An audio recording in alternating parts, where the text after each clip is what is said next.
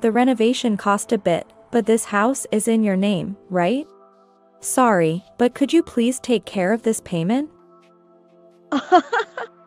Laughing without showing a hint of apologetic look, my mother-in-law added, "Oh, by the way, it's $79,800.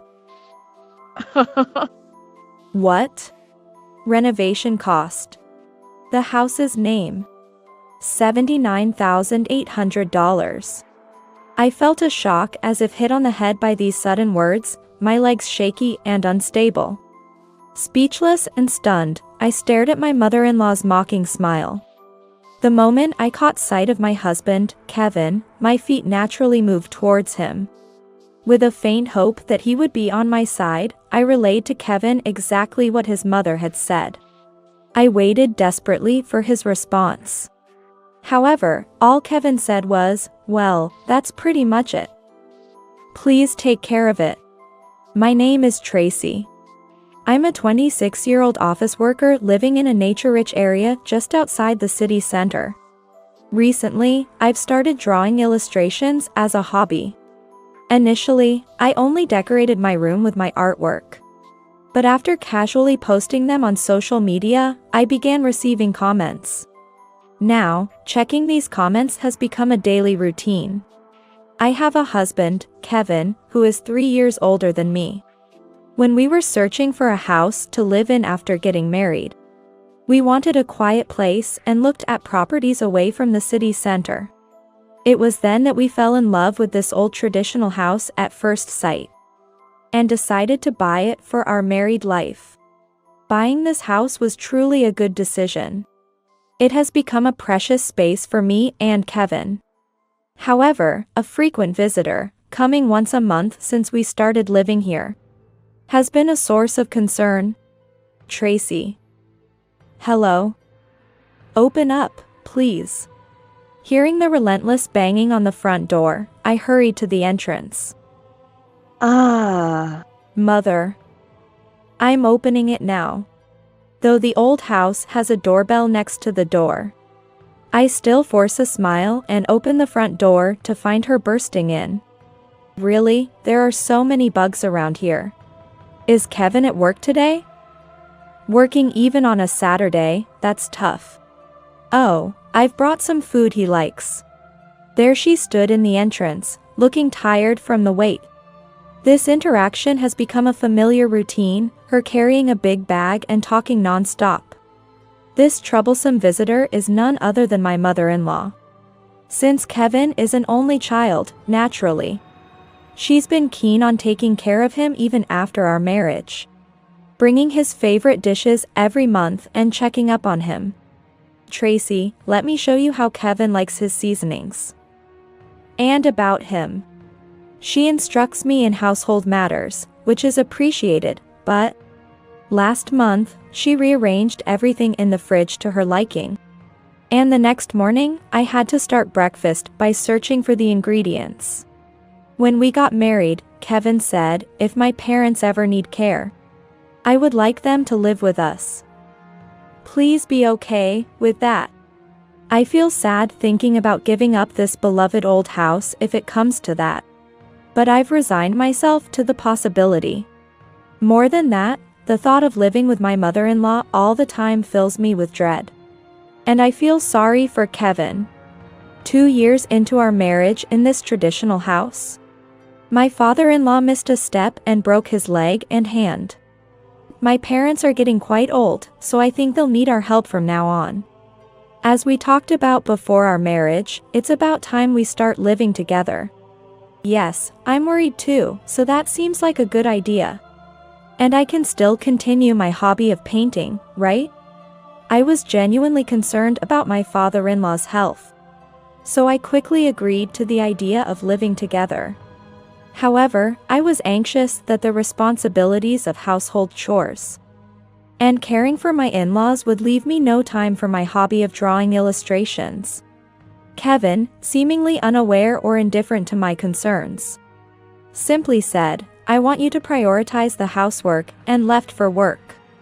Left alone in the room, I felt a sense of resignation toward Kevin's self-centered thinking.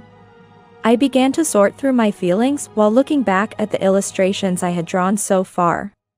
But just as I had made up my mind about moving in together, an unexpected situation arose. I was working as usual at my job. Right after a major meeting had ended and I was about to take a break, I suddenly felt numbness in my hands and feet, followed by severe dizziness, and I collapsed on the spot. Fortunately, my life was not in danger, as my colleagues immediately called an ambulance. After undergoing tests, I was diagnosed with a young stroke, likely caused by my previously ignored high blood pressure. Though regretting my negligence was pointless now, the hospitalization, including detailed examinations, surgery, and rehabilitation, was expected to last about 3 months. The transition from diagnosis to hospitalization went smoothly, but I noticed a lack of concern from Kevin. After being diagnosed with a young stroke, I shakily took out my phone and called Kevin. All I heard from him was, "I see. Well, living together will have to be postponed then." His voice sounded more disappointed about the delayed living arrangement than concerned about my condition. I was speechless, not expecting him to be more worried about our future life with his parents than about my health. Since my father-in-law was still hospitalized with a fracture, I didn't have to worry about caregiving duties immediately and could focus on my recovery. Although Kevin and I don't have children, which was one less concern. Every time I met my in-laws, I remembered their eagerness to see their grandchildren. During my hospital stay, I often found myself reaching for the sketchbook beside me to distract from the image of my mother-in-law's face at those times. Lately, between preparing for the move-in with my in-laws and undergoing various tests after my collapse, I hadn't had time for my beloved illustrations. Once we started living together, I feared there would be even less time for my art. During my hospital stay, I considered this time as the last period of freedom given to me by God, and I decided to fully enjoy my hobby. I finished my paintings at a faster pace than usual. Once this period was over, I resolved to do my best in household chores for my husband, Kevin, and my in-laws. The 3 months of hospitalization flew by, and it was finally time for my discharge. Kevin contacted me, somewhat reluctantly, offering to pick me up. However, wanting to spend a little more time alone, I regretfully declined his offer. Reflecting on it, the 3 months in the hospital had passed in the blink of an eye. This might be my last chance to spend time on my hobby. As I rode the bus, trying to sort through my restless feelings, I noticed the familiar scenery outside the window and realized I was nearing home. The sun shone on the beautiful green leaves, making them sparkle. I felt indescribable emotions, thinking this might be my last goodbye to this nature-rich landscape. My in-laws' house, located relatively closer to the city center, would mean a completely different lifestyle than what I was used to. I truly loved spending time in this quiet place away from the urban noise. With a heavy heart, I slowly got off the bus at the familiar stop, approaching what was soon to be my former home. I stopped in my tracks at the sight that greeted me. Wait. My favorite old traditional house was supposed to be here. However, an unfamiliar house now stood in its place. Wondering if I had mistakenly gone to the wrong location due to my long hospital stay, I checked the surrounding buildings and the path I came from. But it wasn't a mistake. Is this our house? There was no point in wandering around confused, so I hesitantly pressed the doorbell of the house. A familiar voice answered, "Yes." It was unmistakably my mother-in-law's voice. Feeling disconnected from reality, I replied softly, "It's Tracy." The front door swung open, revealing my mother-in-law in her house clothes. "Oh, Tracy, welcome back. You're earlier than I thought. Kevin was supposed to pick you up since you must have a lot of luggage." Uh, Excuse me. Why has our house changed so much? I asked incredulously, interrupting my mother-in-law who was casually continuing the conversation while scratching her bed head. Ignoring my agitation, she said, "Tracy, why are you so flustered? Come in, this is your house too." Kevin. Tracy's back. Welcome back. I was waiting, Kevin said, taking my luggage and inviting me inside. Why has the house changed like this? And why are you here, Mother? I demanded, unable to comprehend why our home had transformed. And why my mother-in-law was there. Kevin avoided giving a direct answer and opened an unfamiliar door, revealing the living room. I was shocked by the sight of the new sofa, dining table, kitchen. Everything was completely different from before. Then my mother-in-law, laughing, came into the living room and sprawled on the sofa, starting to watch TV. She laughed heartily, clutching her stomach. "Why are you in our house, Mother?" "Oh, Tracy. Why, you ask? Your hospital stay was long, wasn't it? I've been here helping out with the house and taking care of Kevin. I wondered if her helping out with the house meant doing household chores or something to do with the house's transformation." With a sinking feeling, I pressed her on why our traditional house had changed so much. Without any hint of guilt, she casually said, "Well, we're going to live together, aren't we? I just remodeled it into a two-family home, that's all." Her words about remodeling our house into a two-family home echoed in my mind. I never expected my mother-in-law, who always interfered in our lives, to go as far as remodeling our house without permission. The initial plan was to live with my in-laws in their house near the city center. My mother-in-law used to complain about the bugs and the walk from the station every time she visited our old traditional house. So why did it end up being decided that she would live here? I admit, at first, I was also dissatisfied with the bugs and the distance from the station. But, you know, that was a mistake. What do you mean? You see, I was watching TV the other day and learned that my favorite celebrity lives quietly away from the city center. They said that while being far from the station can be inconvenient, walking is important for health, right? And lots of bugs just mean that nature is abundant. I want my future grandchildren to play and interact with nature. I was really impressed by that way of thinking. But I was never informed about living in this new house. And I really liked that traditional house. Even I, who used to say such things, have changed my mind. So, Tracy, your opinion will change too. I understand that traditional houses are stylish. But think about your old age. What? Living in a house with drafts like a traditional house is hard because it's cold. The heating and cooling aren't efficient either. And if the house isn't barrier-free, it'll be tough as you get older. What if your father gets injured again? My favorite life in the traditional house was gone due to my mother-in-law's self-centered thinking. Shocked and speechless, I was bombarded with more words from her. Oh, and here comes the important part. Turning off the TV she had been watching, my mother-in-law whispered to me with a smile. "The renovation cost a bit, but this house is in your name, right? Sorry, but could you take care of this payment?" Unapologetically laughing, she added, "Oh, by the way, it's $79,800. What? Renovation cost? The house's name. $79,800. I felt as if I had been struck on the head by the sudden words, and my legs trembled unsteadily. Speechless and stunned, I stared at my mother-in-law's mocking smile. The moment I caught sight of my husband, Kevin, my legs naturally moved toward him.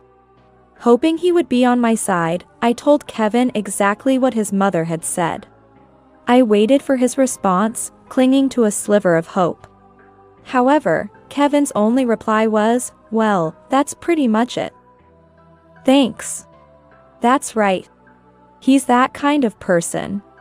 Even when I collapsed from a stroke, he first worried about our living situation and didn't show any concern for my health.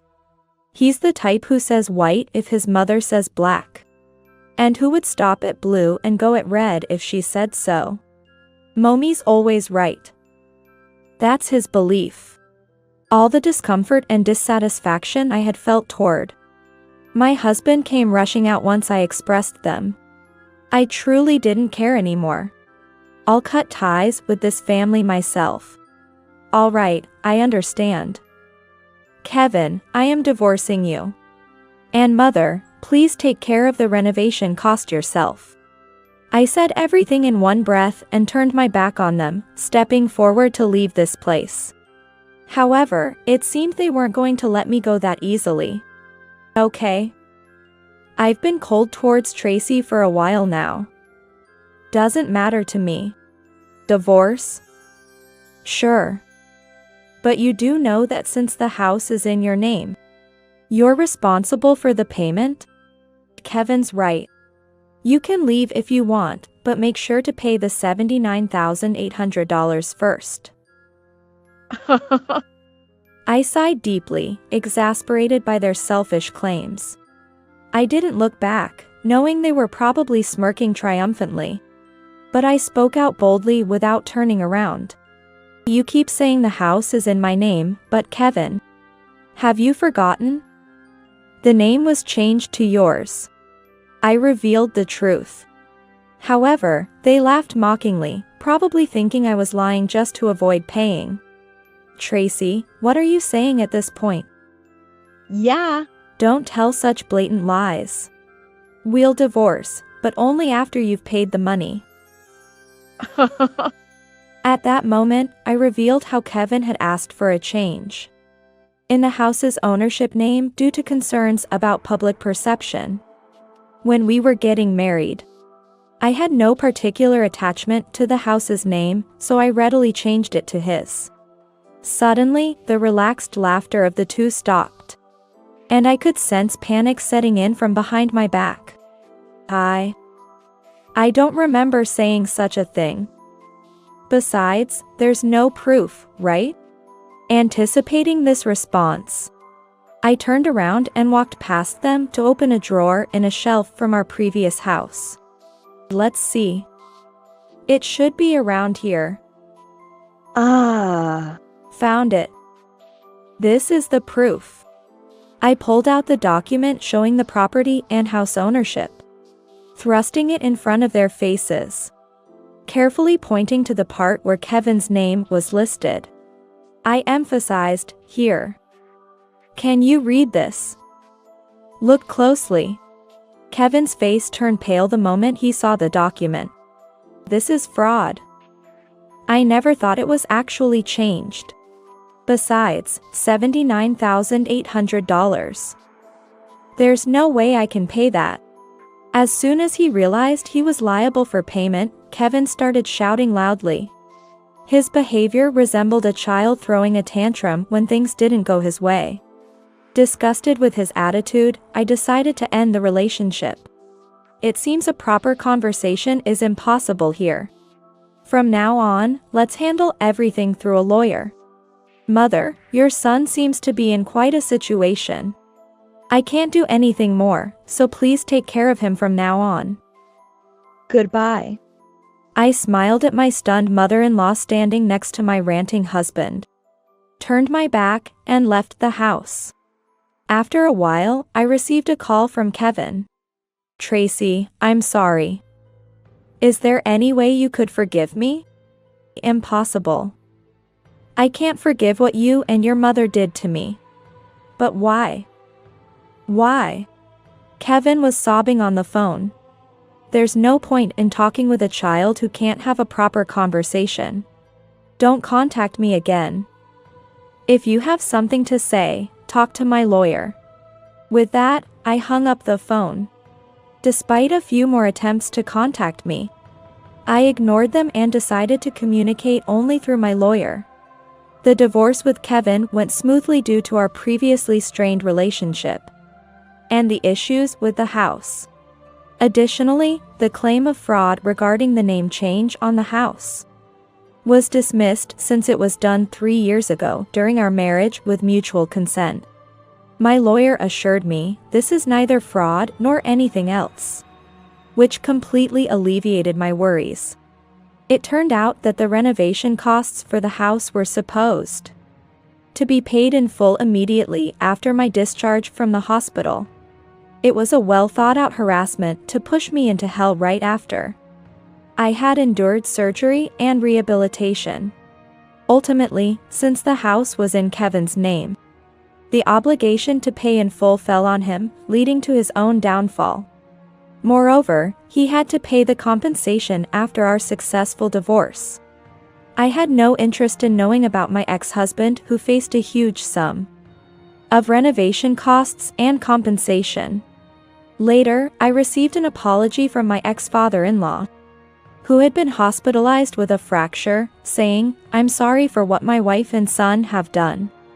He apparently had no involvement in this matter.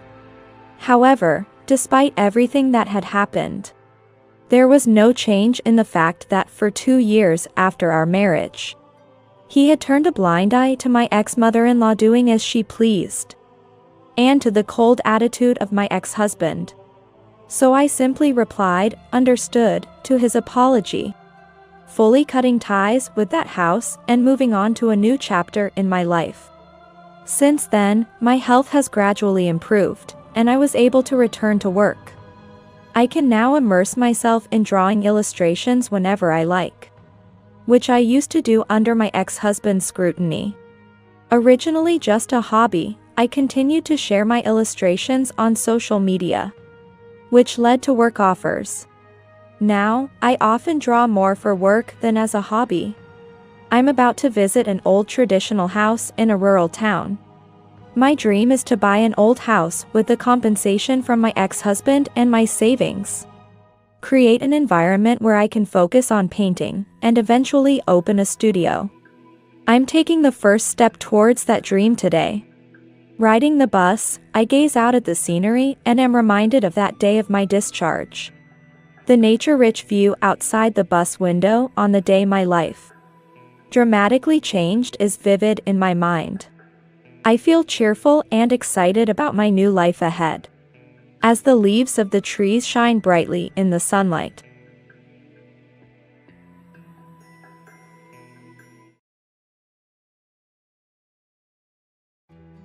My name is Kelly, I'm 23 years old. I'm a broadcaster at a local television station, living fulfilling days. I'm still a rookie caster, not only presenting news, but also learning about local specialties and attractions. There's so much I need to do. My family wholeheartedly supports and cheers for me. When I have work early in the morning, my mom wakes up at the same time and always makes sandwiches for me. My dad, despite being tired from work, waits up for me until I get home. I feel truly blessed to be born to my parents. But the one who dotes on me more than even their love is my older brother, Victor. Victor always checks out the programs I'm in and even records them. He repeatedly watches them, burns them onto DVDs, and gifts them to our relatives. I tell him, "It's embarrassing, stop it," but he responds, "But look, you're doing so well," and gets overly excited as if it were a school play. Outside home, Victor is a serious company employee. He's now the branch manager of a major travel agency, traveling not just across Japan but around the world. Since childhood, he's loved traveling and even went on a world tour alone as a student. Victor, kind, family-oriented, and handsome in both looks and heart, recently got a girlfriend. Their meeting happened during one of his beloved trips. The girlfriend, Jennifer, is a flight attendant. When Victor was on a flight, Jennifer tried to give him her phone number, but he didn't accept it. Months later, they met again on a plane. Victor was struck by how kindly Jennifer treated a young child on board. He approached her this time, they hit it off talking about travel, and eventually started dating. Our family was overjoyed. After all, Victor, despite being popular, never talked about girlfriends. As I mentioned before, he's not just my favorite, he's genuinely perfect. My friends would come over just to see him. Yet, we never heard any romantic rumors about him, which worried us. My mom would pester him daily, saying, "Oh, I want to meet her." At first, Victor was reluctant, saying it was embarrassing or she was busy. But he gave in to mom's persistence, saying, "All right, I'll bring her over on her day off." Then, our house became busy. Preparing meals, cleaning rooms, and Dad even thought about getting a new suit. Though Mom stopped him, saying it wasn't a matchmaking meeting. We never expected this happy event to turn into the worst one. On the day of meeting Jennifer, as we were nervously waiting, the doorbell rang. We all greeted Jennifer at the door. She was stunningly beautiful, radiating an aura. "Welcome." When they greeted her, Jennifer replied, "Thank you for inviting me today," very politely. Surprised, I blurted out, "Wow, amazing." Jennifer glanced at me and turned away. At that moment, I thought I had said something weird, but I didn't dwell on it much. However, it didn't take long to realize something was off about Jennifer. Even during dinner, while chatting merrily, she would smile only when the topic was about her or Victor's childhood. But whenever I was mentioned, her face would stiffen, and she'd try to change the subject. When Mother said, "The siblings are really close. Victor loves Kelly a lot," Jennifer's expression turned sour. Responding only with a curt, "Oh, is that so?" Probably Mom sensed something too. When Dad and Victor were drinking and having fun, I tried to bond with Jennifer, asking, "What are your hobbies?" She scoffed and said bluntly, "I don't want to tell you." When I was too scared to talk to her after that, she said, "Kelly, can you show me where the bathroom is? I don't know where the light switch is." I was startled. Victor offered to show her, but I was relieved when she said, "It's fine. Enjoy with your father." I intended to guide her quickly and escape, but she didn't let me. Suddenly she said, "You're a caster, right? You must be the center of attention now because you're young. How did you become a broadcaster? Through monkey business?" "No." With that figure and face, I guess monkey business is out of the question. The bathroom is here. The light switch is here. I cut her off and returned to my room. Mom came to check on me, wondering why, but I said, "I have early work tomorrow, I need to prepare." She didn't seem convinced, but didn't press further. I was torn about confiding in my mother. Hearing the laughter from the living room, I didn't want to ruin Victor's happiness. I couldn't bring myself to tell her that day. Jennifer started visiting our home often. She'd bring gifts for my parents and chat animatedly about her flights. My parents, who love traveling, really enjoyed these conversations.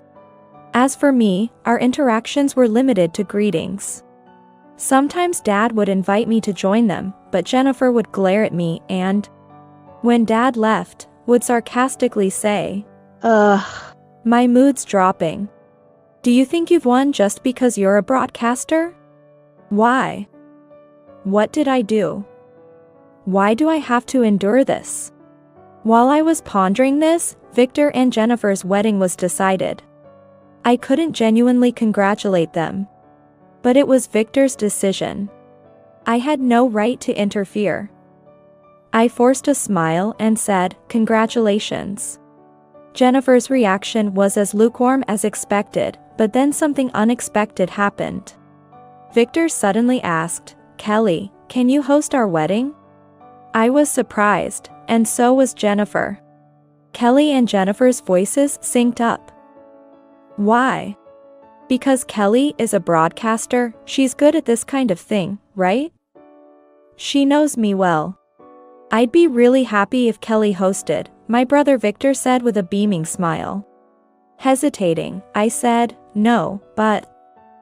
Then Jennifer, subtly opposing, said, shouldn't we hire a professional? Isn't Kelly a professional too? Jennifer, do you not want Kelly to host? It's not like that.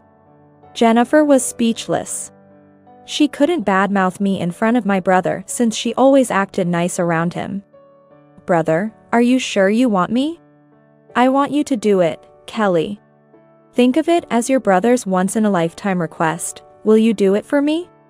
I usually ask Victor for favors, so when he asked me like this, I impulsively said, yes, I'll do it. Then I prepared various things for the wedding. I talked to Victor's friends, colleagues, Jennifer's parents, friends, and colleagues, packing my head with different stories. I also prepared a surprise, just in case. Finally, the wedding day arrived. The reception started with my announcement, the bride and groom, please enter. Victor looked his best and happiest ever. Jennifer was stunning, shining brightly. The guests, noticing I was a caster, watched my amateur hosting warmly. Some even came to take pictures with me, which I accepted, though reluctantly. I pretended not to notice the one person who was displeased. The ceremony went smoothly with performances and the cake cutting. And then it was time for Jennifer's final speech. Now, let's have the speech.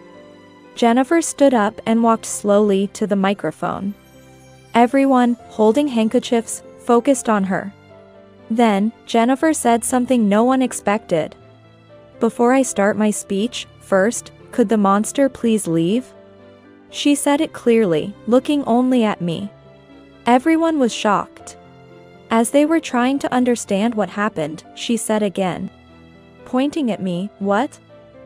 You didn't hear? Monster, please leave. Monster? Who? Why do I have to be looked down on like this? My brain, which had stopped thinking, started racing, and anger welled up inside me. I had been patient until now, but this wasn't helping my brother. It's time to reveal her true nature. Taking a deep breath, I said, understood. No second words. I was about to leave when a conversation played at just the right moment. You'll miss your chance to get married with that attitude. You're only young, nothing else. With your looks, you.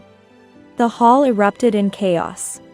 It was clearly Jennifer's voice. She screamed, stop it. If you tell Victor about me, I'll destroy you. Despite Jennifer's cries, the conversation continued. Jennifer, is this you? You said such things to my dear sister? No. It's not true, Victor. It must be Kelly trying to sabotage our marriage. Jennifer clung to Victor crying, but he shrugged her off. Kelly would never do such a thing. Don't insult me. It was a voice I had never heard from Victor. Tension filled the hall, and everyone felt the unbearable atmosphere. Listen carefully, Jennifer. My mother, taking the microphone, spoke as if advising Jennifer. Jennifer was too panicked to listen, but Mom didn't care. Jennifer, ever since you first came to our house, I noticed something was off with Kelly. I asked her about it, but she wouldn't say anything. However, I heard it. You've been hurling heartless words at Kelly, haven't you? No, it's not like that, Mother. She denied it in a barely audible voice. Every time you called me Mother, it made me uncomfortable. Kelly once went to ask your colleagues at work about you. But hardly anyone had good things to say about you. Especially to the younger and cuter juniors, you were particularly harsh. Also, it's fine to have ex-boyfriends, but I heard you always broke up because of your affairs. Always looking down on others, thinking you're a queen? I refuse to have someone like you marry my son. The mother's tone started off calm but gradually became stronger. Of course, the ceremony was interrupted, and only Jennifer, sitting down with her mother consoling her and her father yelling at her, remained in the hall. After that, when we returned home from the ceremony, Victor apologized to me. I didn't want an apology from him, but he was so insistent that I said, "Okay, then buy me some delicious chocolate next time." I also apologized to Victor, sorry I couldn't speak up. Victor patted my head and said, "Kelly was enduring it for my sake, right?" Kelly is a kind girl, showing his usual gentle smile. The next day, Jennifer's family came to our house, but my father rejected them, saying, "I don't even want to see your faces." Since my mother, who knew the situation, had told Victor to submit the marriage registration after the wedding, we were spared the hassle of divorce proceedings. So, we'll likely never see that family again. Of course, Victor's anger didn't subside so easily. Working at a major travel company, he almost stopped using the airline Jennifer worked for. The airline already had a poor reputation for customer service and had failed to improve despite repeated requests. This incident was the last straw. The decrease in contracts from Victor's company and the issues of her bullying juniors becoming public worsened Jennifer's reputation at work. Eventually, she lost her place in the company and resigned. I heard later that Jennifer was jealous of me being younger and was unhappy about Victor's affection for me. She always had to be the best and the main character in her life, so it must have been humiliating for her.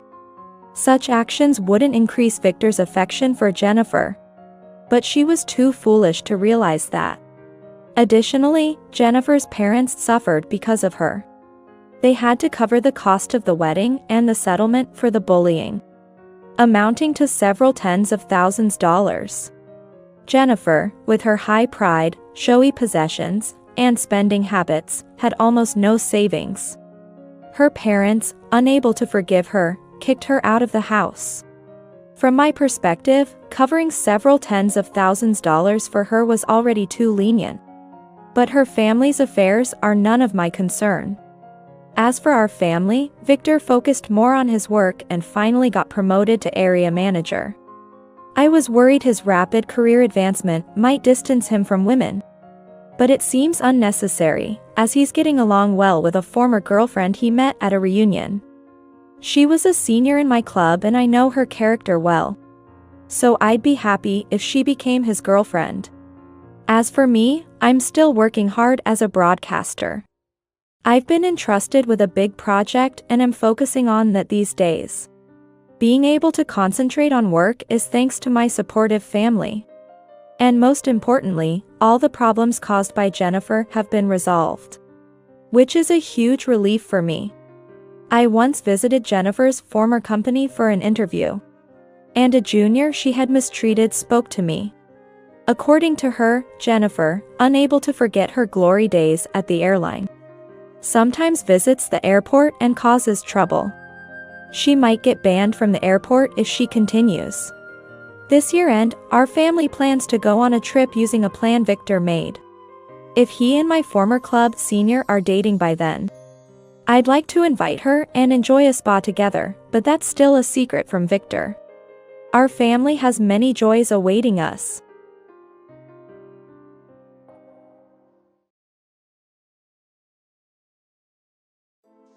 My name is Tiffany, and I currently live with my husband, Andrew.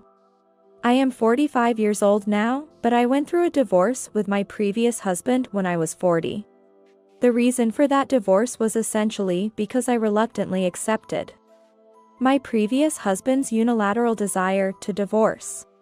Since we had no children together and I didn't have a good impression of my previous husband, I saw it as a fortunate opportunity and agreed to the divorce. However, during that time, my previous husband said to me, "Who would want a leftover woman at 40? You'll just spend the rest of your life alone and miserable." Oh, and since I've been supporting you up until now, There's no need for any division of assets, right? To think a woman abandoned by me could end up so pitiful. His mocking words completely dried up any feelings I had for him. I was ashamed to have spent so many years with such a man. Yet, sometimes remembering his words spurred me on, determined not to end up as he said.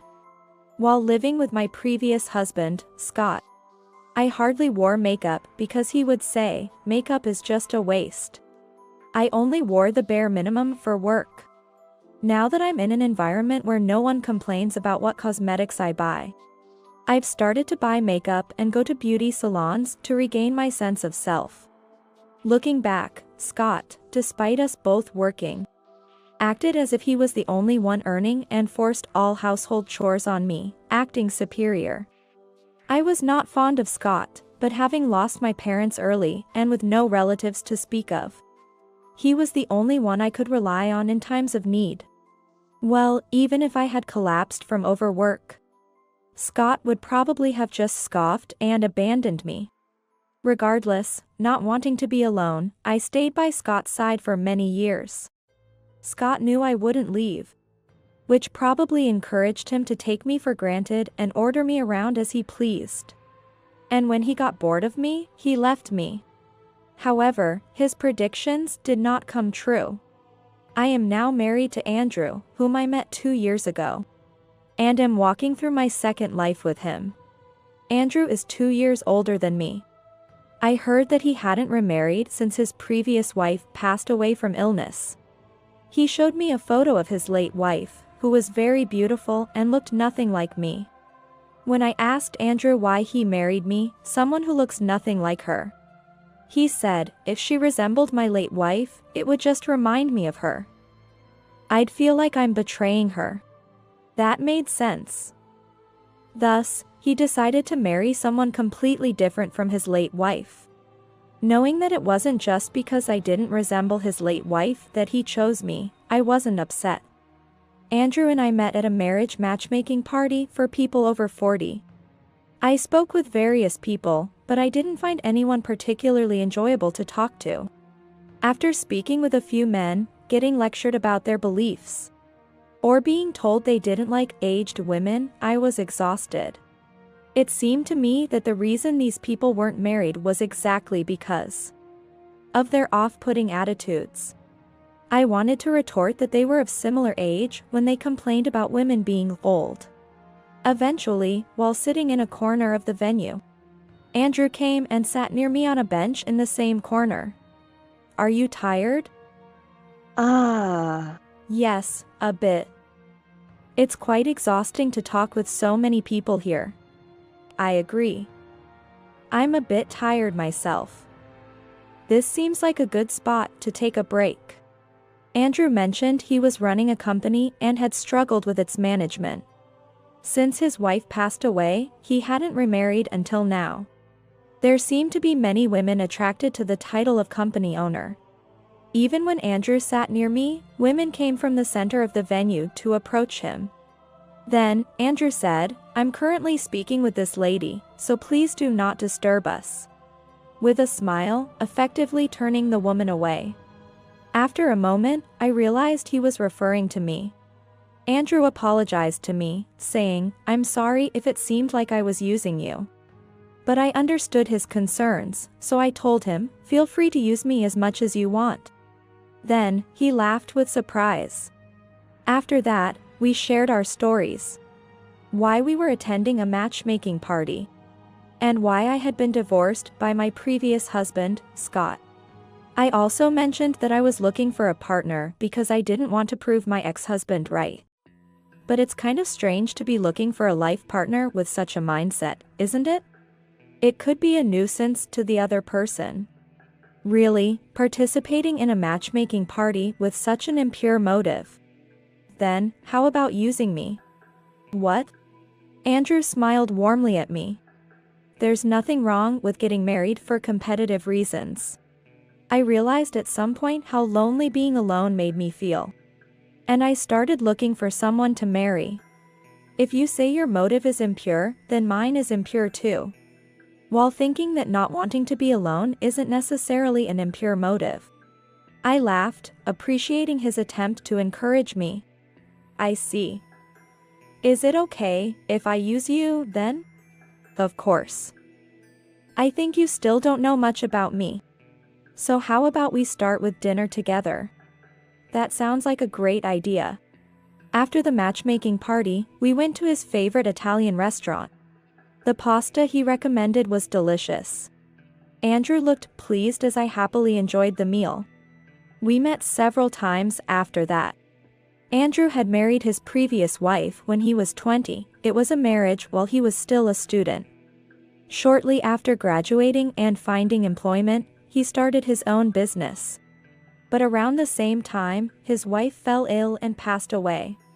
To forget his sorrow, Andrew threw himself into his work.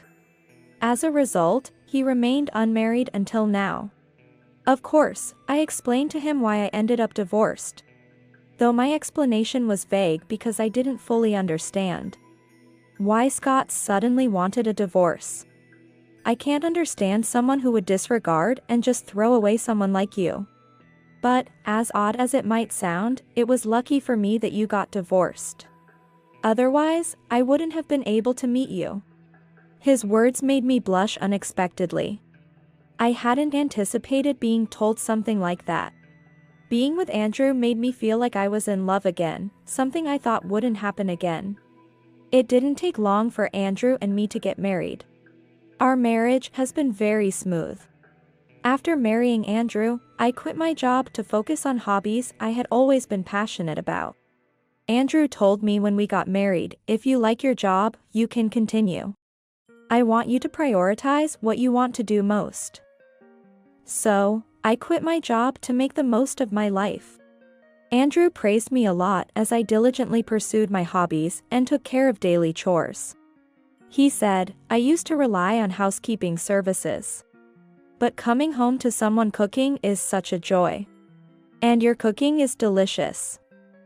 He enjoyed my cooking with happiness.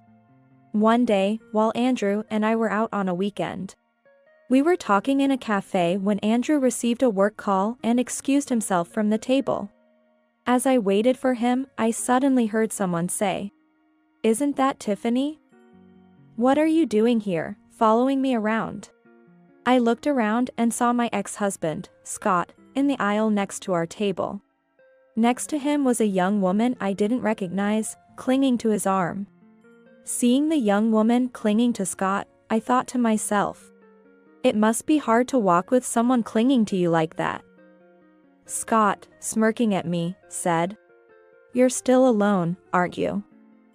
For a woman dumped by me to come to such a fancy cafe. You might spend a month's worth of food money here, right? Maybe you entered this cafe planning to dine and dash. That's not true at all. I intend to pay for my visit here."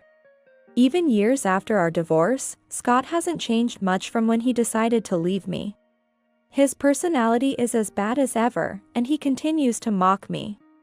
Seeing the woman with him behaving this way, I couldn't help but think she was misguided too.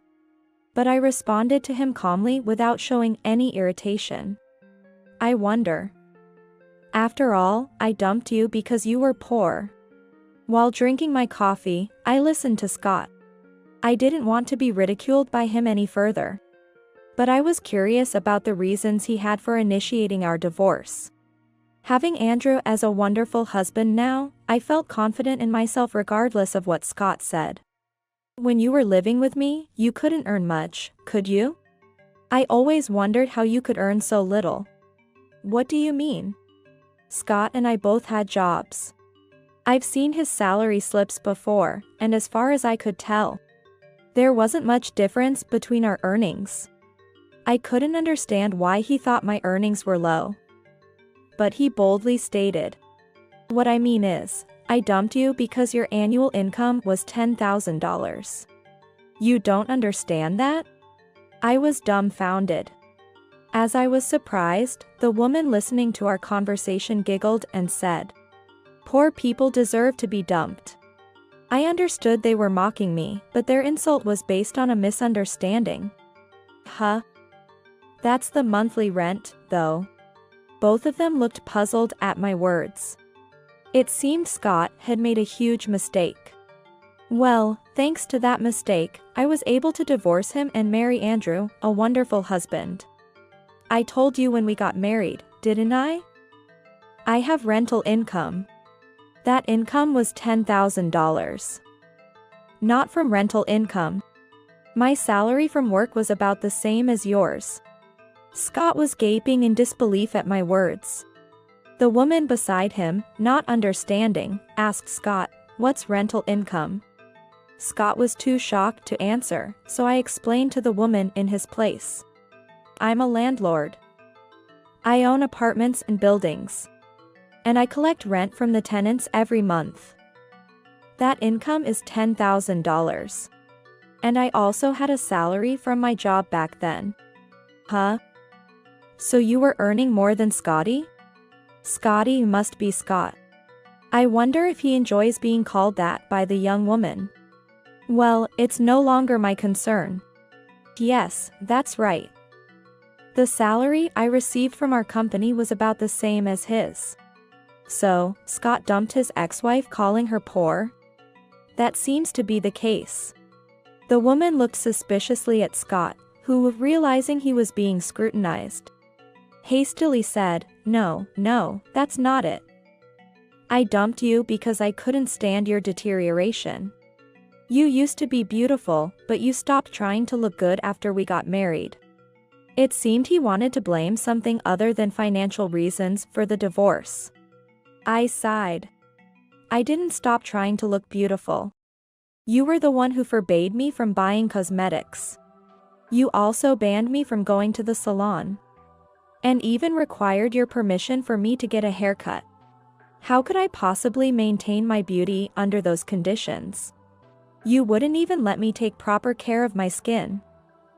Ew. A guy who controls what cosmetics you buy is the worst.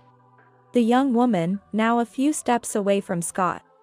Apparently, Scott hadn't remarried yet. Had the woman been his wife, she would have known his true nature sooner. Lucky for her, she discovered it before marrying him. No, that's not true. I said you shouldn't wear makeup because you might cheat.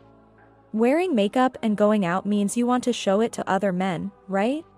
Before I could respond, the young woman exclaimed in disbelief, as if makeup isn't for men, it's for me. Don't flatter yourself. It's awful to think that way. What era's mindset do you have? Stay away from me. Goodbye. It seemed she had had enough. Furious, she left Scott behind and quickly exited the cafe. I really wished Scott would leave soon. He was becoming a disturbance to the shop. As I started to drink my coffee again, perhaps panicked from being abandoned by the woman, he blurted out something outrageous to me. Then, let's get back together. What? I was astounded. Just because he was rejected by the woman didn't mean he could simply propose to reconcile with me. I was already happily married to Andrew. And I had never once considered getting back together with Scott. However, Scott smirked. You've been alone since we divorced, right? Living a lonely life? So, I'm offering to console you. I was dumbfounded. Before I could respond, I noticed Andrew, who had finished his phone call, standing behind Scott with an angry expression. Do you need something from my wife? Scott turned around in shock upon hearing Andrew's deep voice from behind. Wife? Yes, she is my cherished wife. Quite bold of you to hit on another man's wife. What? But she was my wife. Tiffany divorced her previous husband a long time ago. She is now in a marital relationship with me. You have no rights over a woman like Tiffany, whom you disparaged and discarded. We were enjoying a day out as a couple. You, being an outsider, should leave immediately. Scott was visibly flustered by Andrew's words. He had assumed I was still alone, but that was not the case. Feeling like I had triumphed over him gave me a sense of satisfaction. Then, Andrew stared intently at Scott, who seemed too intimidated by Andrew to move. Eventually, Andrew began. Now that I think about it, you're the person who came to our company for a sales pitch, aren't you? What could it be? The president. It appeared that Scott and Andrew had already met before, through work-related circumstances. Yes. I said we would consider whether to sign a contract with your company. But we will pass on making a contract with your company. A company that sends representatives who demean women in public is not one we can feel comfortable making a deal with. No, please. My sales have been falling recently. I don't have any options left. Please sign the contract. Andrew dodged Scott's attempt to plead further. Today is my day off. Could we not talk about work now? If you intend to continue bothering me and my wife, I will call the police. The mention of the police, and perhaps the realization that further pestering would only exacerbate his situation, led Scott to leave dejectedly. After sending Scott away, Andrew seemed a bit down, saying, "It's all because I was on a work call." But then brightened up. "You really saved me at just the right moment." He smiled happily. Later, I learned that Andrew had decided not to sign a contract with Scott's company. There were other companies offering similar terms. So he chose to make a deal with one of them instead. Somehow, the company found out about the unpleasant encounter with their employee during the president's day off, and Scott was relegated to a less influential position. Knowing that Scott is probably leading a lonely life still gives me a sense of relief.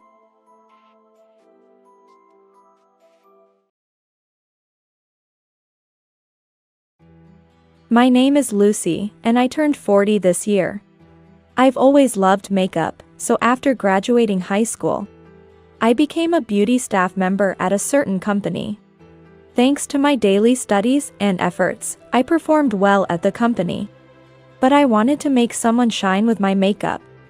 So I became an assistant to a famous makeup artist through an acquaintance's connection. During my training, I was unpaid and extremely busy. But gradually I became recognized for my skills. By the 4th year, I was earning a decent income. In between the busy times, I also studied hair makeup, which is why I think I was often called to various job sites, being able to handle anything. I met my husband Kevin, who was a photographer, at a photo shoot. We were both in training at the time and quickly understood each other. Soon started dating, and when he proposed, I immediately said yes. Looking back, I think I was young to make such a quick decision. I will never forget the surprise when I went to greet Kevin's parents at their home. It was a single-family house in a high-class residential area, like something out of a drama. Kevin, an only child from such a family, said, "They want me to take over the house, but I want to live freely." I was incredibly nervous.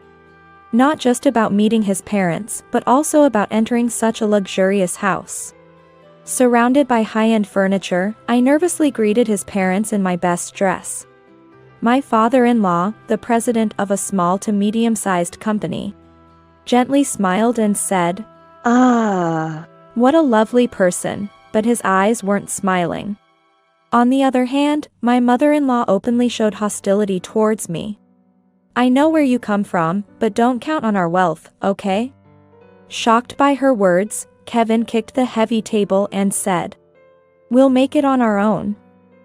Leave us alone," then left the room. I hurriedly informed my in-laws that I was leaving and followed him. I still remember my mother-in-law sighing deeply as we left. So, we started a modest newlywed life without a ceremony, just registering our marriage. We both had jobs with irregular hours, so we didn't see each other much. But I tried my best to cook for him and keep the house tidy.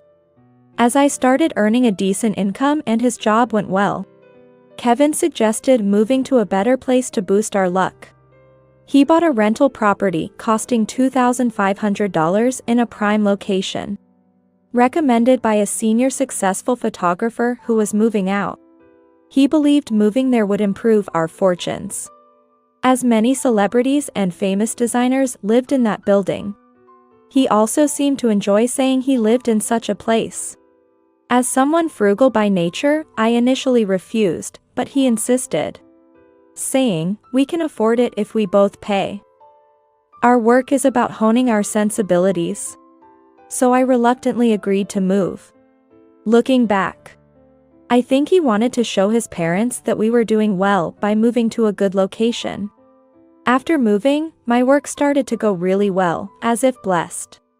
On the other hand, Kevin's laziness and quick temper, which had been problematic since the beginning, started to affect his work, and he began losing jobs. Instead of trying to improve, he lost motivation. Within the industry, it was whispered, "That's it, he's done for." Kevin, who always disliked appearing uncool, couldn't stand such a position and hastily declared, "I'm done with being a photographer," and promptly announced his retirement. Then, possibly having been advised by someone, he started working as a day trader. As a trader, he didn't have clients, but used his own savings to trade stocks. He was constantly checking stock prices and trading throughout the day. It seemed he wasn't particularly serious about it, as he only used 2 computer monitors. While I was busy running around outside, he was at home, leisurely watching stock prices and trading on his computer. Meanwhile, I became friendly with a celebrity and was offered to start a budget-friendly brand together. Having my makeup brand had been a long-term dream, so I boldly took the opportunity. Although I'm not comfortable being in the limelight, I supported the celebrity from behind the scenes while launching the brand. Thanks to her exposure and my steady sales efforts, the brand was a huge success. However, Kevin, who was idly spending his days at home, started saying nonsensical things like, "Ever since we moved here, you've been lucky, right? So, it's all thanks to me for suggesting we live here," and stopped paying the rent. Then he said, "My card has expired. Can you make me a family card?"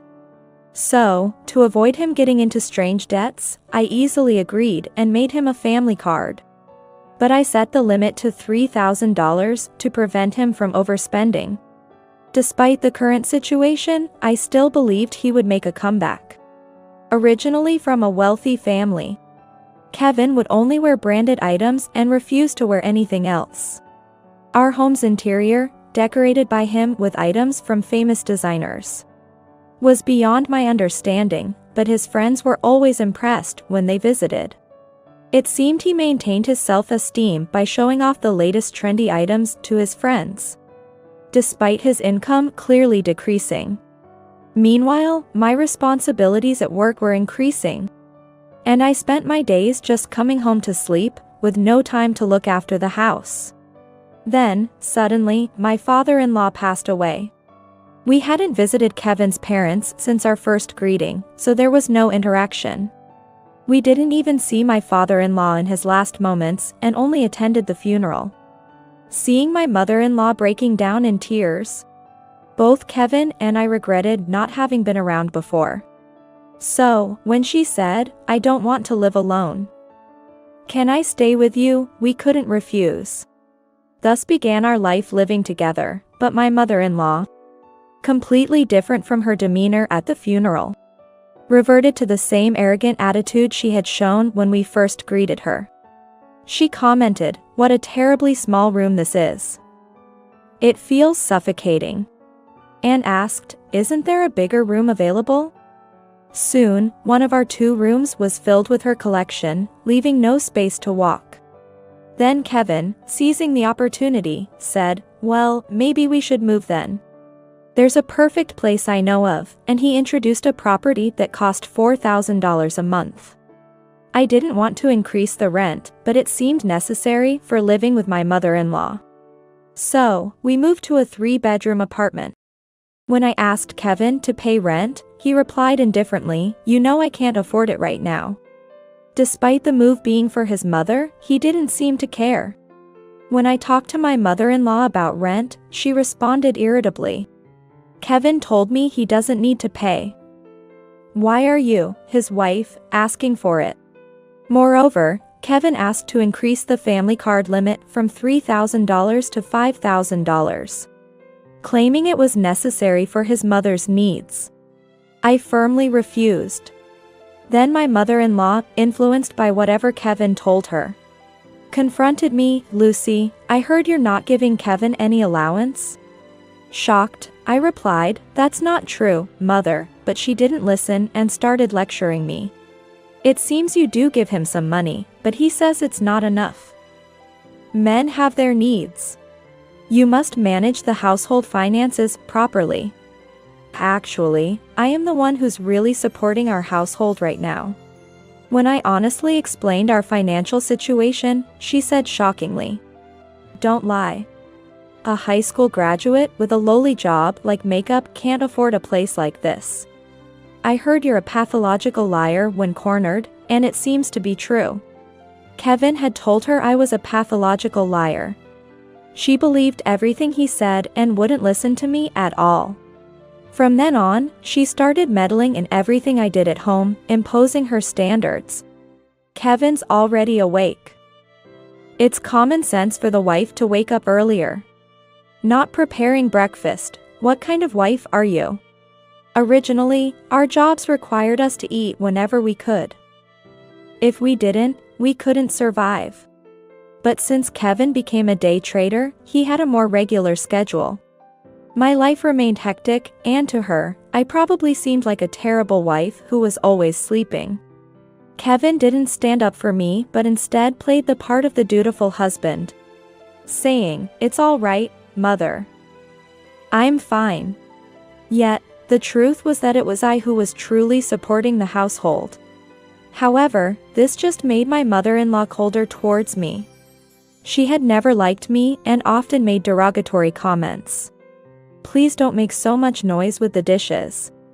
This is what you get with someone of poor upbringing. Do you watch such worthless TV?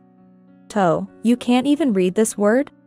Despite my success in my career, these constant barbs began to affect me mentally. Kevin, seeing this, would say indifferently, well, my mom was brought up as a lady. It can't be helped. I was confident in my makeup skills, but began to doubt myself in other areas of culture and knowledge, wondering if I didn't belong in this household. Unbeknownst to me, this was all part of Kevin's plan. I realized this when I heard from someone that Kevin was infatuated with a female entrepreneur, and rumors were circulating that he hoped to marry her. It seemed Kevin would prefer me to leave after a fight with my mother-in-law rather than risk a divorce and potential compensation for infidelity. He had been subtly turning my mother-in-law against me to cause strife between us.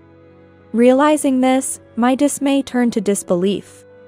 True, I had been too focused on work and neglected building a home. But seeing Kevin happy with expensive purchases was blissful for me. So earning money felt like protecting our happiness. Of course, seeing women become beautiful with the makeup tools I created was also a joy. That's why I worked hard. But Kevin had stopped seeing me as anything more than a convenient source of money. His displeasure at my refusal to increase his card limit was obvious. I hadn't intended to neglect him, but to him, it felt like disregard. This disappointed me deeply. My mother-in-law, as usual, nagged me about doing more housework.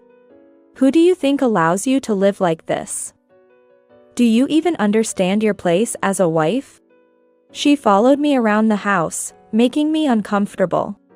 I wondered how my life had come to this, feeling down every day. However, I wasn't a naive young girl anymore and had started taking measures to handle the situation. One day, my mother-in-law confronted me with some documents. Lucy, you don't do much housework because, as Kevin says, you're busy, but what's this? It was the tax return forms for the end of the fiscal year. As I stood there stunned, she took out the document and said, "This? A monthly income of $1,000? You claim to be so busy, yet you earn so little? Confused, I didn't respond immediately, so she continued, I'm just appalled. If only you earned a decent income suitable for our family. Acting so high and mighty, yet you barely take care of my son Kevin. As she spoke, her frustration boiled over, and she exclaimed, a daughter-in-law who earns only $1,000 a month is no family member. Leave this house immediately. Barely holding back laughter, I clarified. Actually, that's Kevin's, not mine. What? She looked back at the document, but Kevin hadn't yet written his name on it. Still convinced I was lying, she retorted, don't lie. I know Kevin's annual income is $200,000. This can't just be $1,000. Apparently, she believed Kevin's claim of a household income of over $200,000 when we moved. Of course, the $200,000 income was mine, but my mother-in-law was convinced it was her son's. In reality, Kevin, even as a day trader, wasn't earning much by just sitting in front of the computer for half a day trading stocks. Furthermore, I later found out that Kevin had received some money from his mother as investment capital. Therefore, she felt entitled to our care, thinking it was only natural. However, the borrowed capital, along with his spending money, never contributed a penny to our household. I became fed up with trying to convince my mother-in-law, and wondered why I was supporting these people. Get out, lying daughter-in-law. She continued yelling, her face turning red. I, on the other hand, became increasingly calm and replied, that would be great, actually. Are you sure you'll be all right, though, laughing a bit. She threw the tax return documents at me as if to say, of course, I'll be fine. I picked up the documents and, simultaneously, took out a divorce petition I had prepared earlier, placing it gently on the table. My mother-in-law looked satisfied, as if she had accomplished something. Before getting swept up in strange emotions, I hurried to find a new place and started preparing to move. Kevin, oblivious to everything, commented, it's always tough between mother-in-law and daughter-in-law, huh? Implying it was all his mother's fault. I replied monotonously, yes, it is, and left the $4,000 rent apartment without saying goodbye. Later, I heard from industry gossip that Kevin was dumped harshly by the businesswoman he was dating, who called him all talk, and his plans for remarriage fell through. As one ages, the life they've led starts to show, and it seems Kevin's charm had worn thin. He later called me, crying, you're the only one for me. Please come back. But I replied insincerely, I can't live with your mother. Knowing his infidelity through a detective agency I had hired, I then demanded more compensation, ignoring all his desperate calls. My mother-in-law also called once, saying, I apologize for everything. Won't you come back? But remembering those hellish days, I refused flatly, saying, no way, and ended the call. Apparently, my mother-in-law had spent all her amusement money and was in deep secret debt. After my father-in-law's death, his inheritance was mostly gone to debts, leaving little behind. Kevin, unaware of these circumstances, had taken his mother in, hoping for inheritance. Seeking recognition from others, they both desired to show off by spending a lot of money. Perhaps this is what is meant by like parent, like child. The two resembling each other in their extravagant spending habits for appearance's sake. Couldn't afford the $4,000 rent and were eventually evicted. They now live in a $300 per month apartment without a bath. Kevin started working as a night security guard to pay for living expenses and compensation. My mother-in-law, struggling with food expenses, took up part-time work despite having never worked before. She caused problems due to her inexperience and kept getting fired. Meanwhile, I bought a reasonably priced one-room condominium and am now enjoying living alone. I can spend my hard-earned money as I like, without anyone to care for. And no more snide remarks about my upbringing. What a wonderful life. On my days off, I enjoy breakfast at the cafe downstairs, spend leisurely time, go to trendy restaurants with friends at night, and enjoy my favorite foods. I'm truly grateful for working hard and earning my money.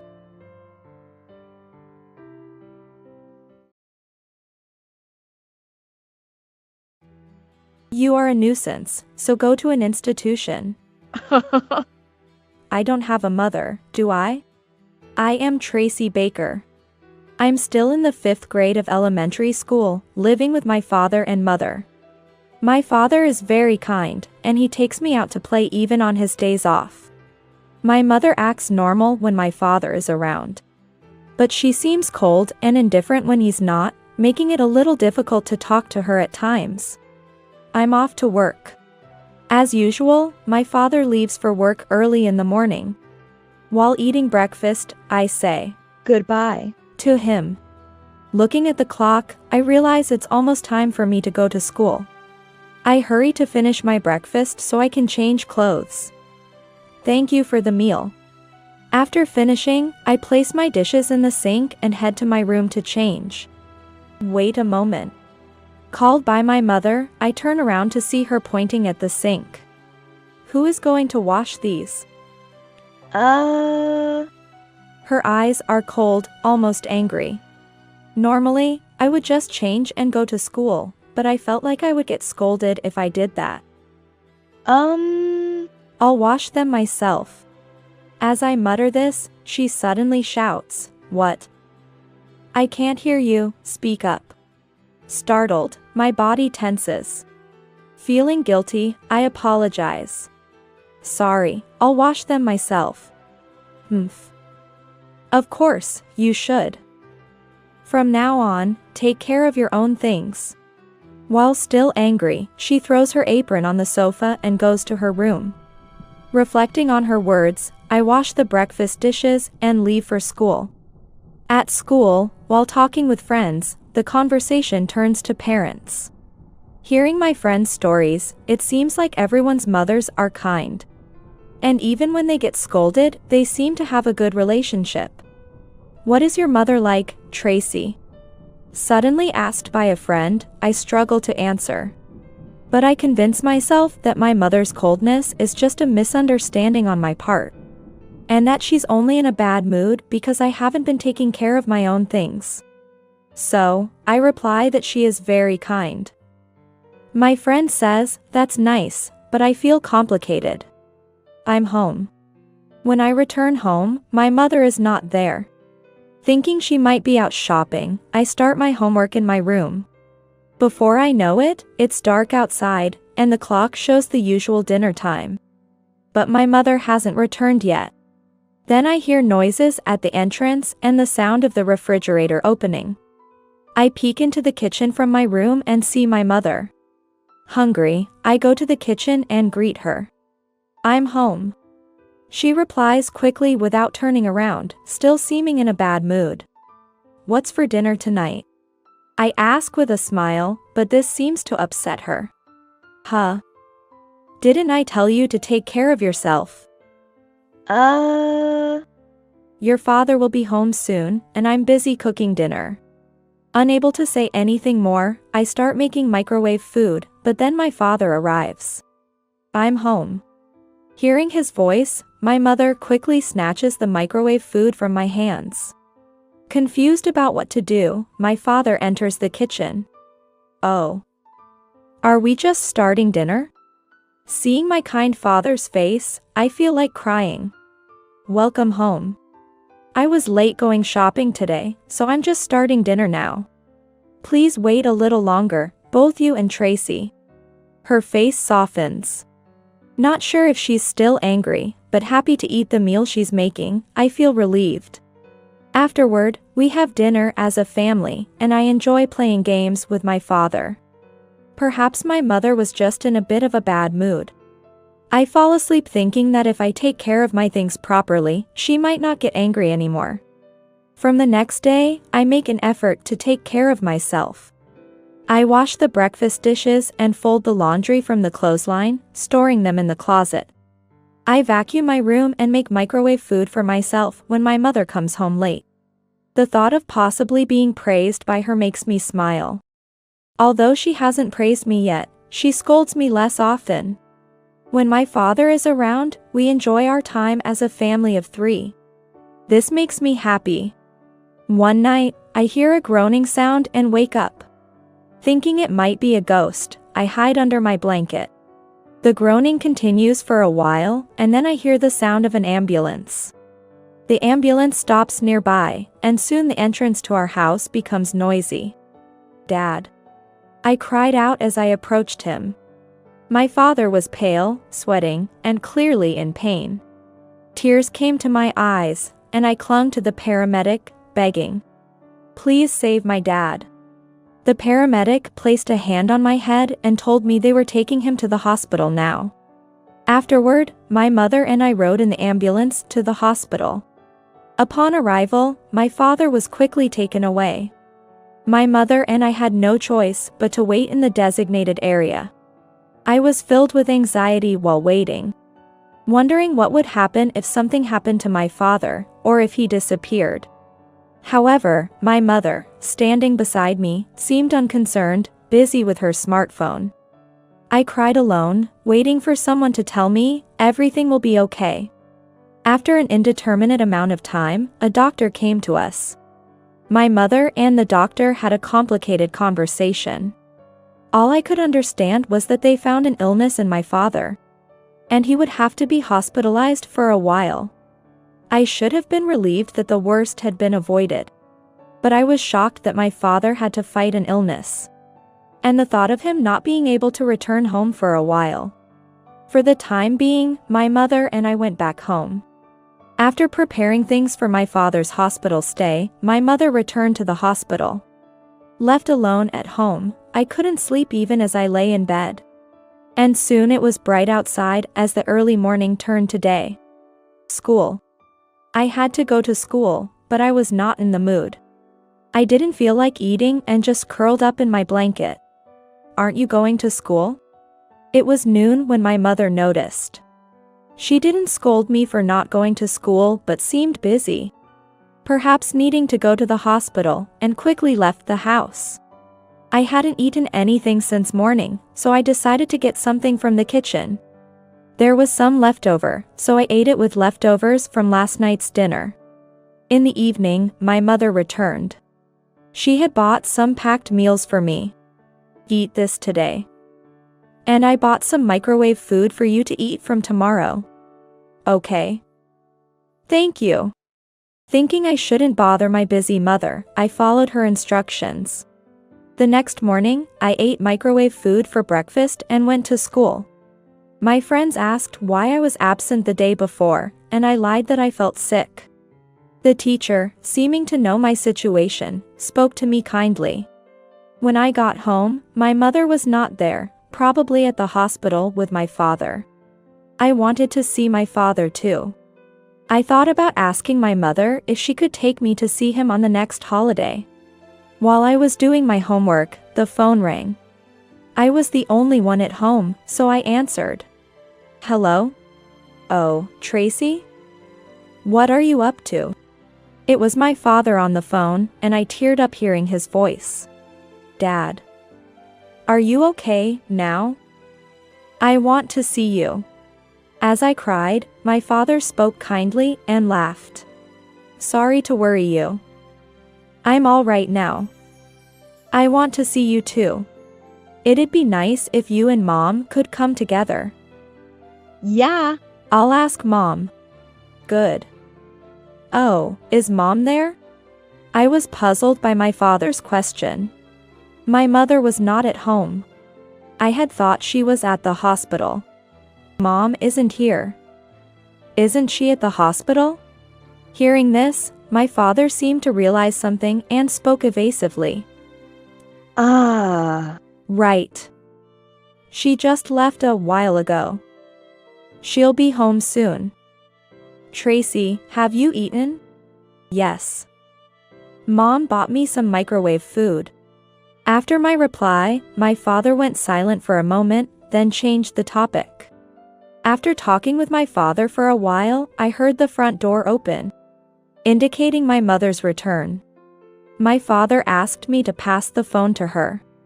I gave the phone to my newly arrived mother, who seemed a bit shaken as she talked to him.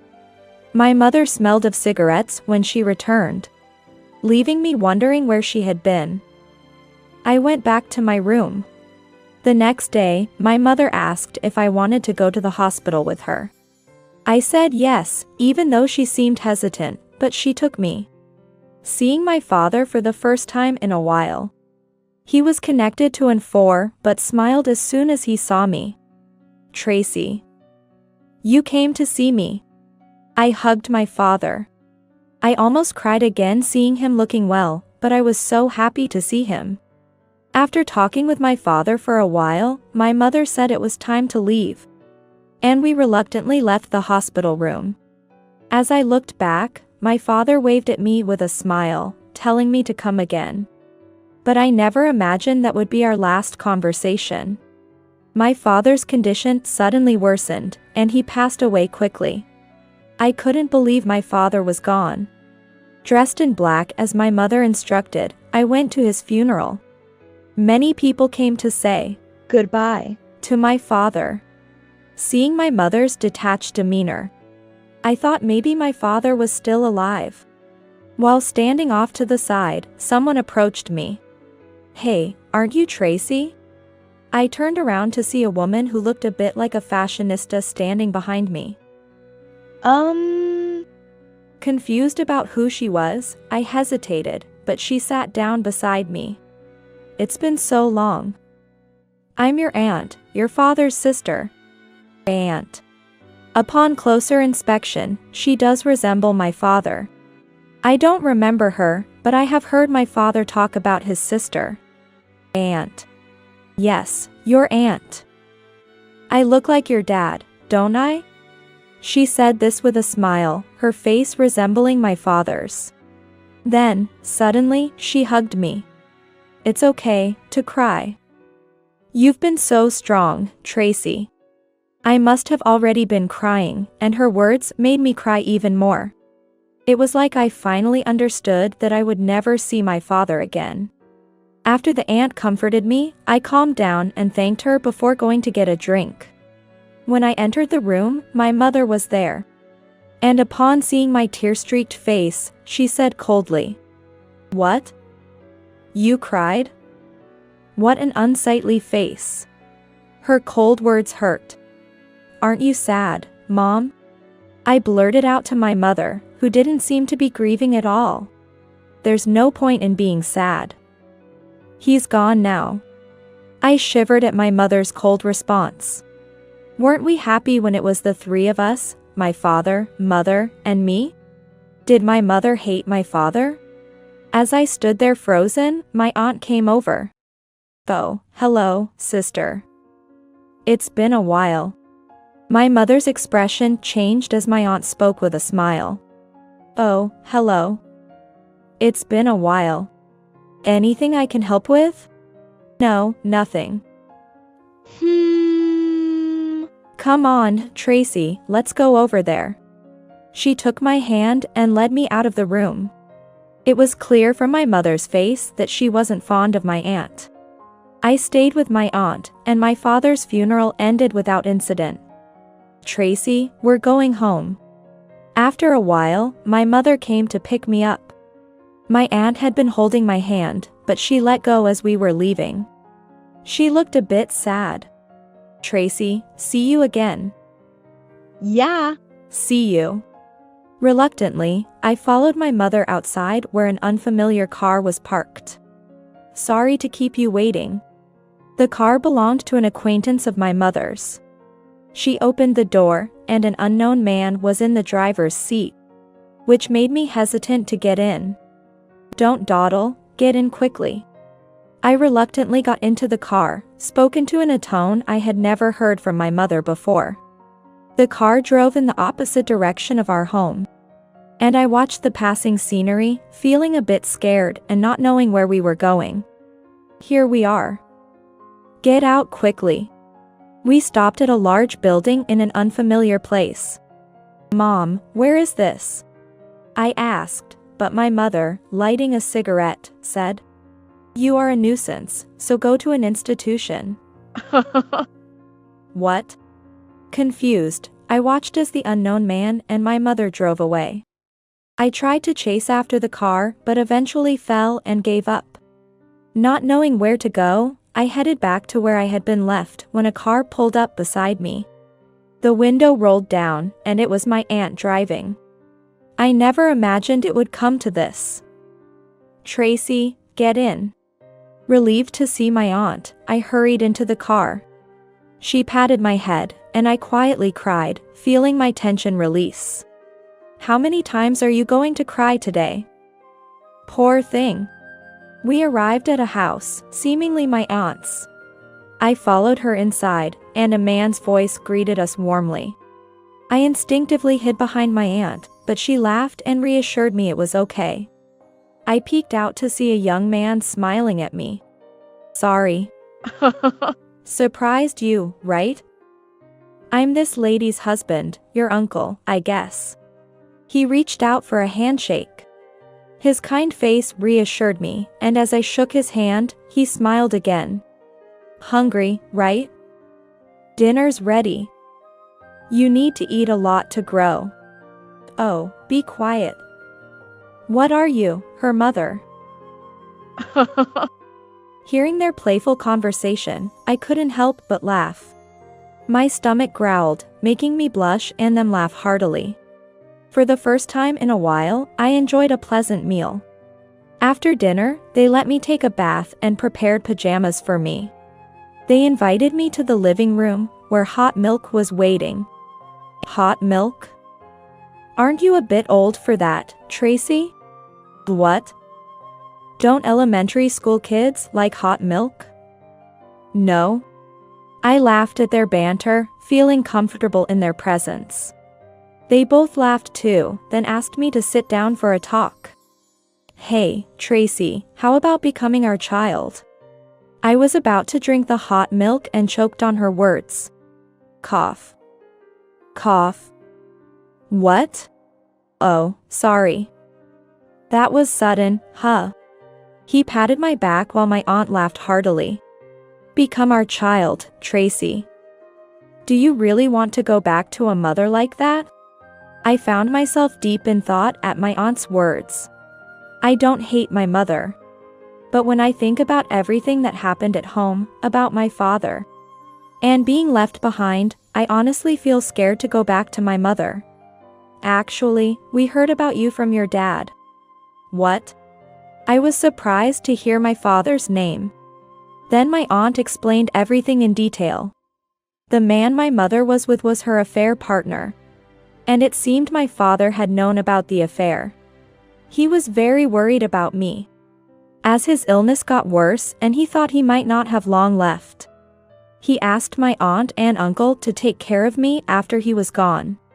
Hearing this, I couldn't stop crying, longing to see my father again.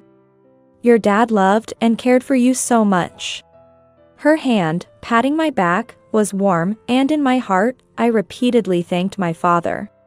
My beloved father who always played with me. I thought to myself that I wanted to be strong for my father. I want to stay with you and uncle. My aunt and uncle were delighted when I said this. It seemed that various procedures were necessary for me to stay with them, which would take some time, but they told me not to worry and that I could stay with them. I decided to do my best to help my aunt and uncle. I helped with breakfast and dinner, and even cleaning the bathroom and toilet, which made them worry about me. They told me to play like a normal elementary school student. So I decided to do my homework for the time being. Tracy, did you always do housework at home? My aunt asked me this during dinner. I nodded, and my uncle, sitting next to me, hugged me. You've had it tough for an elementary school student. Well, helping out is normal, but you seem to be overdoing it, like you're forcing yourself. Indeed, I might have been pushing myself too hard trying to be praised by my mother. Realizing something I hadn't been aware of, I fell silent. The effort I made that was never praised. It probably didn't matter to my mother. You don't have to worry about anything here. You can help out. But the most important things you should focus on are your friends, school, and yourself. Take care of yourself properly. Her words deeply resonated with me. My uncle, tearing up, nodded repeatedly. I felt so happy to be with my aunt and uncle. 2 weeks after my father's funeral, I was called to the staff room by my school teacher. Wondering what it was about, I was told that my mother had called. The teachers probably didn't know the details of my situation. Thinking that not answering would trouble them, I picked up the phone with trembling hands. Hello. Tracy. Answer the phone quickly. Hearing my mother's voice for the first time in a while, it was still a shouting tone. Where are you right now? You're not at the institution I left you at. Unable to speak, I remained silent. Are you listening? Well, never mind. I'm coming to pick you up. I'll get some money for doing so. Mama is having financial troubles now. Hearing her words, I felt my emotions grow cold. To think I wanted love from such a person, sought praise from her, and that my father was betrayed by her, made me unbearably frustrated. Now I have my aunt and uncle. I have a precious place. And my beloved father watching over me. I can become strong. I don't have a mom, do I? Before I knew it, I had said that to my mother. Huh? What are you talking about? You must be mistaken. Goodbye. Then. Wait I hung up the phone on my own. The teacher next to me, surprised, asked if that wasn't my mother, and I replied it was a stranger. This call was treated as a suspicious call, and a warning was issued at school. Thinking my mother might come at dismissal time, I called my aunt from the school's public phone. My aunt said she would come right away, and she did. She explained the situation to the school teacher, and they contacted the Child Consultation Center. After I went home, my mother did come to pick me up. But the teachers dealt with her, and she left with a bitter expression. After that, my mother never barged into the school again, but as a precaution, my aunt or uncle would pick me up before dismissal time. I felt sorry, but my aunt and uncle told me not to worry and smiled. Thanks to them, I'm living happy days. The teachers at school look out for me, and I feel happy knowing I have so many allies around me. Then one day, the phone rang at home. Lately, I've been answering calls at my aunt and uncle's house, so I picked up as usual. Hello. The voice I heard was one I didn't want to hear. Oh, Tracy? So you were there after all. I froze, immediately recognizing it was my mother. Why did she know I was here? No one should have told her. Stop staying there and come back. Things are tough over here. I stayed silent as my mother spoke one-sidedly. According to my mother, her affair partner's company went bankrupt and they were out of money. Apparently, she could receive government benefits if I lived with her. And she needed that to survive. She said she was in a de facto marriage with her affair partner, but was considering leaving him if they couldn't make ends meet. I couldn't really understand all this, all I grasped was that I was needed for the money. She must have been really out of money to say such things when she called the school. As I stayed silent on the phone, my mother began to get more and more irritated. While being yelled at, suddenly the phone was taken from me. Surprised, I turned around to see my aunt, who gave me a reassuring smile. But in the next moment, her face turned fierce. Say something at least. Are you listening? Stop yelling. We can hear you loud and clear without the screaming. What? The voice of my mother over the phone suddenly went silent. My heart was pounding. Aren't you ashamed of yourself? Asking your daughter to come back just for money? Ridiculous. What do you think Tracy is? That's none of your business. Tracy is my daughter. Give her back. Who left that daughter in front of a facility? Don't talk such nonsense. I'll call the police. Claiming she's been kidnapped. Go ahead, say it. We have evidence of the terrible things you've done to Tracy. In fact, I'd prefer it if you called the police, it might resolve things quicker. What did you say? As I listened to their argument, I felt like I was causing trouble and got a bit down. At that moment, my uncle, who had returned at some point, patted my head. Don't worry. Leave it to us. This is where the adults step in. He then took my hand and made me more hot milk. You like hot milk, right, Tracy? You drink quite a bit of it. Yeah. I thought it was delicious the first time I tried it, so I like it. Hearing this, my uncle smiled happily. After a while, my aunt came back to the living room. Noticing my concerned look, she tousled my hair. Why that face? There's nothing to worry about. She's no match for me. I straightened my hair and thanked my aunt, then helped with dinner preparation. Since coming to live with my aunt and uncle, I've realized how enjoyable helping out can be. A few days later, when the phone rang again, it was my mother. Although my aunt and uncle had told me I didn't need to answer her calls anymore, I wanted to help them in any way I could. Tracy? Mom really needs your help. As I said before, I don't have a mother. What an ungrateful child. Didn't I raise you? Have you forgotten the happy days we spent together with your dad? Hearing the word dad made me feel both a jolt and irritation. When I had a dad, it was very fun. But the kind one was only dad. Mom, you abandoned me. I was surprised by my own loud voice. But it felt like a weight was lifted off my shoulders. From then on, I talked back to whatever she said. You're still my child.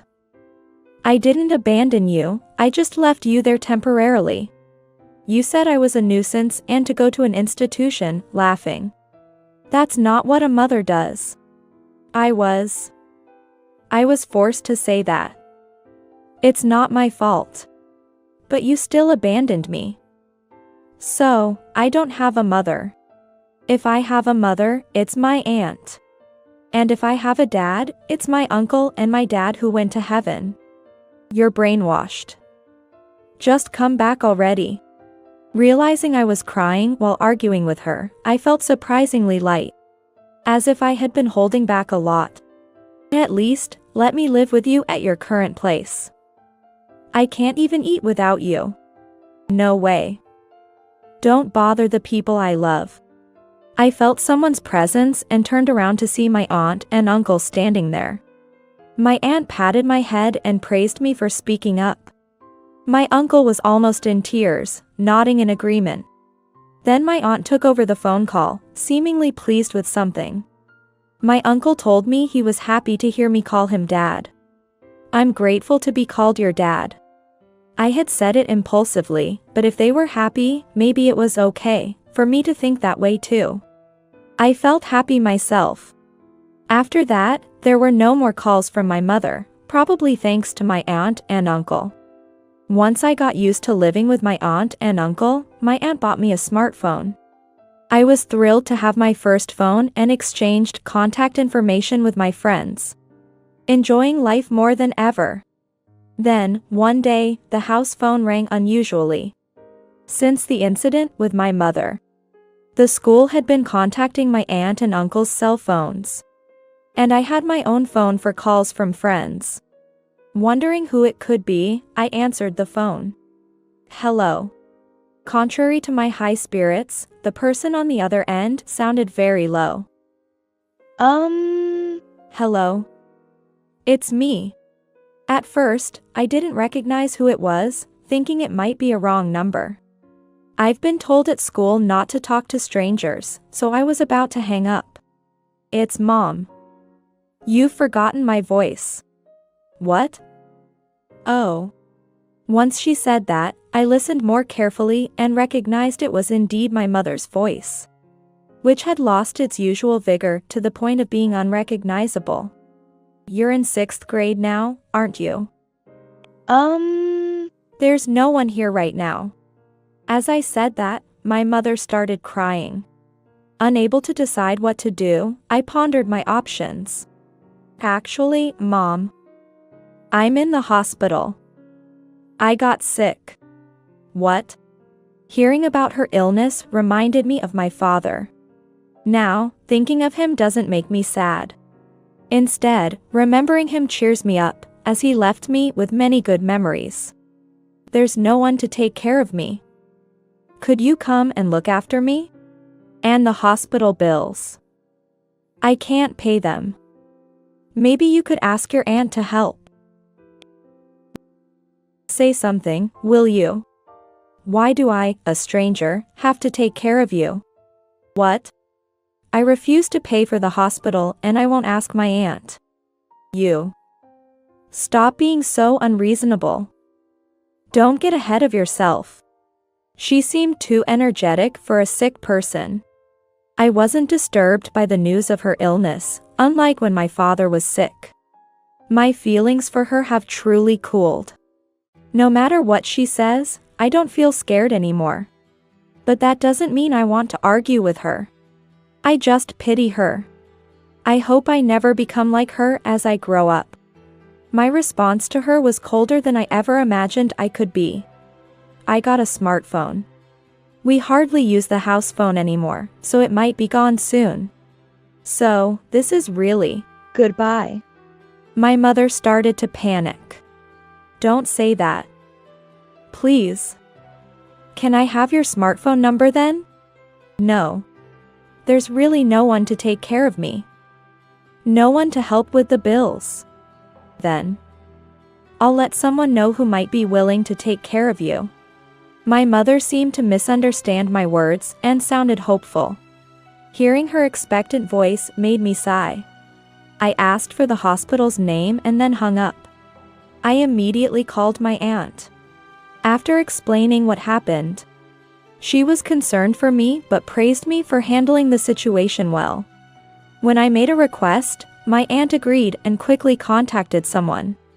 Just as I told my mother, I reached out to someone who might take care of her. A few days later, I noticed the house phone ringing incessantly.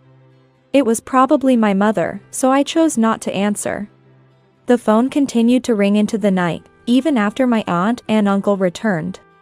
Upon informing my aunt, she sighed and answered the call. As expected, it was my mother, insisting on speaking with me. My aunt refused.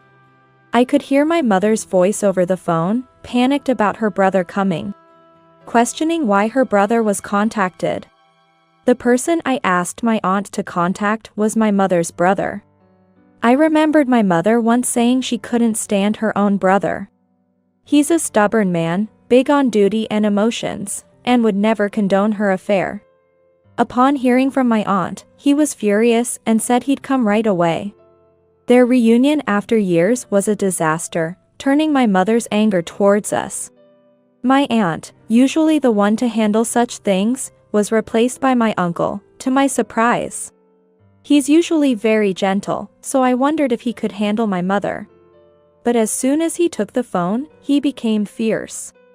"You know, he's scarier than me when he's angry." She whispered to me. "Enough of this nonsense. If you want to talk so badly, I'll come there. I'll make you apologize to Tracy, right in front of her. Sick or not, be prepared." After my uncle yelled, my mother gasped and hung up. Oh, she hung up. After the call ended, my uncle was back to his usual smiling self. It's true what they say, the ones who rarely get angry are the scariest when they do. Later, I learned my mother was taken to her brother's house. Her illness was not severe and she was discharged soon. At her brother's farm, she reluctantly helps with the farm work, as she can't afford her lavish lifestyle anymore. She now wears hand-me-downs from the villagers instead of her branded clothes. As for me, I officially became the child of my aunt and uncle. We celebrated with a big party, and I laughed more than ever before. And to my joy, I found out I'm getting a younger brother or sister next year. I cherish my new family and am determined to always hold them dear.